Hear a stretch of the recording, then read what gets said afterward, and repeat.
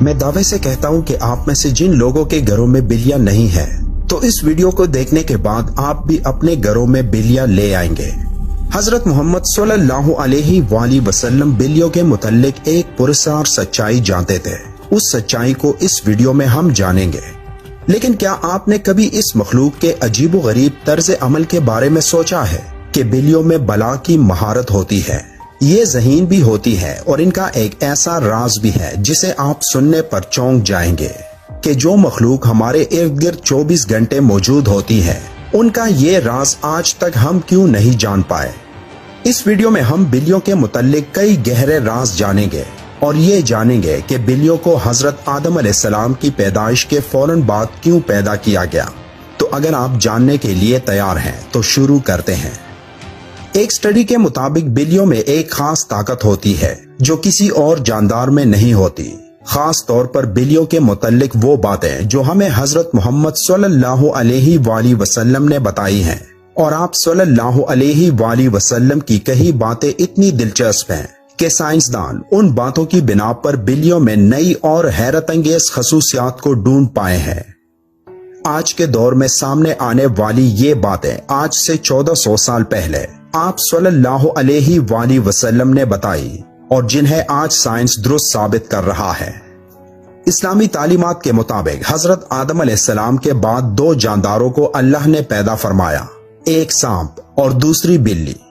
سانپ کے برعکس بلی میں اللہ نے کچھ پراسرار خصوصیات رکھی ہیں جن کی وجہ سے ایک انسان اس سے لاتعداد فائدے حاصل کر سکتا ہے۔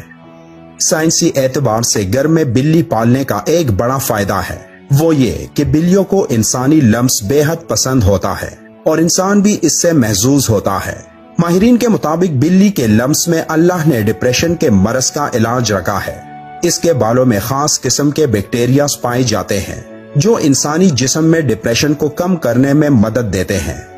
بلیوں کے بارے میں سب سے حیرت انگیز بات کا ذکر ہم آگے کرنے والے ہیں، لیکن اس سے پہلے ہم یہ جاننے کی کوشش کرتے ہیں کہ حضرت محمد صلی اللہ علیہ وآلہ وسلم نے بلیوں کے متعلق کیا فرمایا تھا۔ کئی تاریخی کتابوں میں ایک بلی کا ذکر آتا ہے جس کا نام معزہ تھا۔ کئی مسلمان سکولرز کے مطابق معزہ حضرت محمد صلی اللہ علیہ وآلہ وسلم کی پسندیدہ بلی تھی۔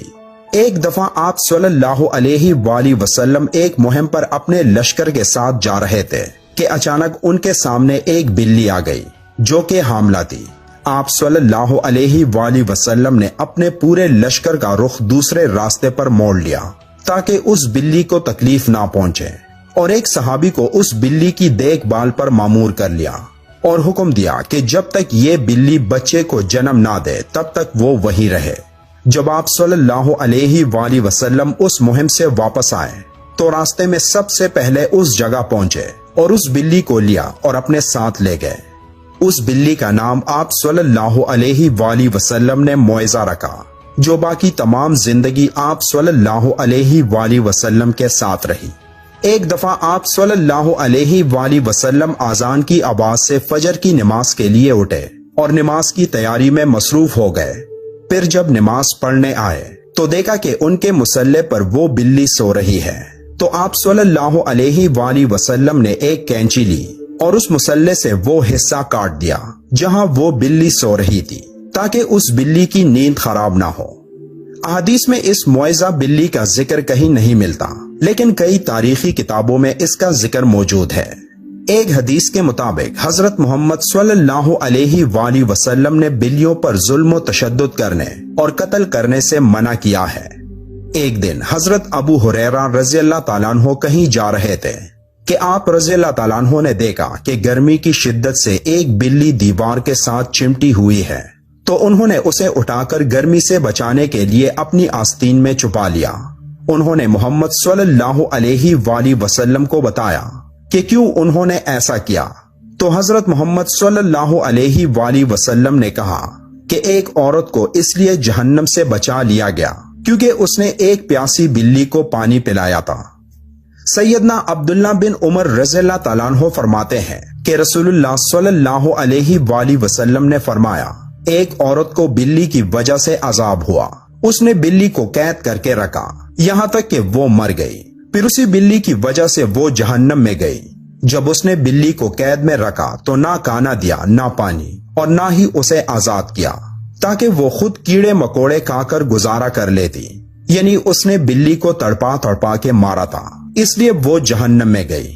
ایک حدیث مبارکہ ہے کہ ایک عورت نے حضرت عائشہ رضی اللہ تعالیٰ عنہ کو کھانا بھیجا تو وہ نماز پڑھ رہی تھی۔ اس عورت نے کھانا وہیں رکھ دیا تو ایک بلی آئی اور آ کر اس میں سے کھا گئی۔ حضرت عائشہ رضی اللہ تعالیٰ عنہ نے نماز کے بعد اسی جگہ سے وہ کھانا کھایا جہاں سے بلی نے کھایا تھا، اور فرمایا بلا شبہ رسول کریم صلی اللہ علیہ وآلہ وسلم کا فرمان ہے کہ بلی پلید اور نجس نہیں بلکہ یہ تو تم پر آنے جانے والیاں ہے۔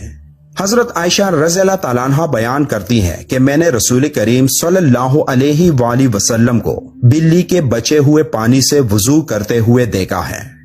آپ صلی اللہ علیہ وآلہ وسلم نے فرمایا کہ ایک بلی کا منہ تمام حیوان میں صاف ستھرا ہوتا ہے۔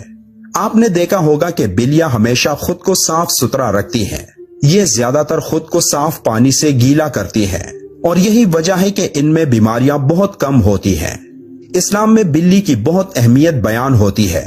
لیکن صرف اسلام میں ہی نہیں بلکہ قدیم مصر میں بھی بلی کو اہمیت حاصل تھی، یہاں تک کہ اس دور میں کسی بلی کو تکلیف دینا یا قتل کرنا ایک انسان کے قتل سے بڑی سزا سمجھی جاتی تھی، کیونکہ قدیم مصریوں کا یہ ماننا تھا کہ بلی ایک انسان سے زیادہ رتبے والی مخلوق ہے۔ یہی وجہ تھی کہ اس دور میں کوئی بلی مر جاتی تو اسے بھی فرعونوں کی طرح حنوط کیا جاتا تھا۔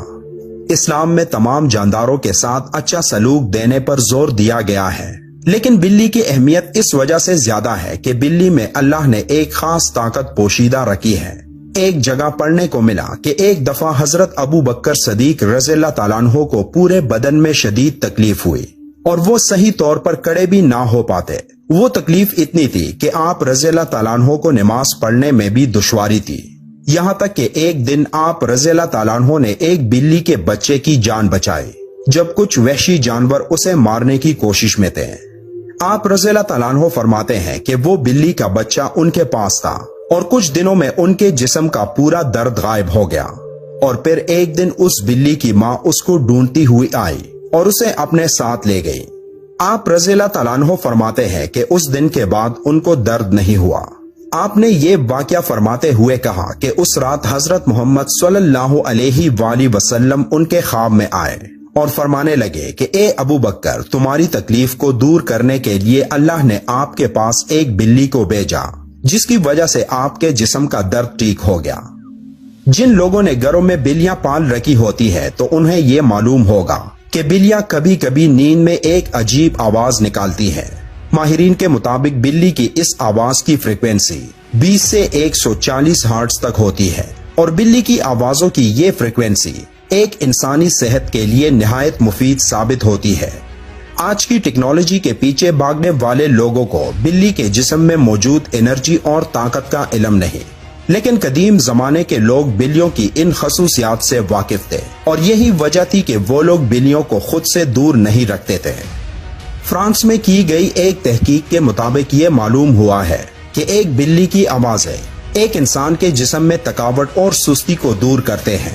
یہ بھی کہا گیا کہ ایک بلی کے قریب رہنے سے جسم کے زخموں میں انفیکشن کا خطرہ کم ہوتا ہے اور وہ زخم بھی جلد ٹھیک ہو جاتے ہیں، اور بلیوں کے ان پراسرار آوازوں کی فریکوینسی سے ہارٹ اٹیک کا خطرہ بھی کم ہو جاتا ہے۔ بلی ایک پالتو جانور ہے، جیسا کہ پہلے احادیث مبارکہ میں بیان کر چکے ہیں کہ نبی کریم صلی اللہ علیہ وآلہ وسلم نے اس کے بارے میں فرمایا کہ یہ پلید نہیں بلکہ یہ تو گھر میں چکر لگانے والوں میں سے ہے۔ تو بلی کی تمام تر قباحتوں کے باوجود رسول اکرم صلی اللہ علیہ وآلہ وسلم نے اس کے ساتھ نرمی کا اظہار فرمایا ہے۔ اگر کوئی بلی خونخوار ہو اور گھر کا نقصان کرتی ہے تو اسے مارنے کی بجائے پکڑ کر کسی دور دراز